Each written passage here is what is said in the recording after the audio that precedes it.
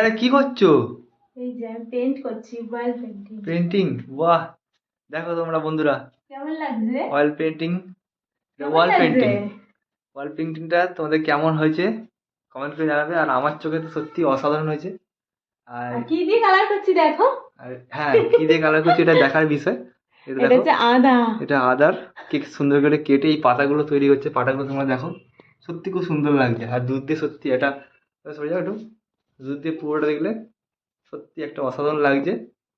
আর এখানে বোর্ডটা নেই, যদি হয় বোর্ডটা বসলে আরো সুন্দর লাগবে। তোমাদের আর কেমন লাগছে? পাখিগুলো? আর পাখিগুলো কেমন লাগছে অবশ্যই কমেন্ট করে জানাবে। আর পাখিগুলো দেখো বিভিন্ন ধরনের।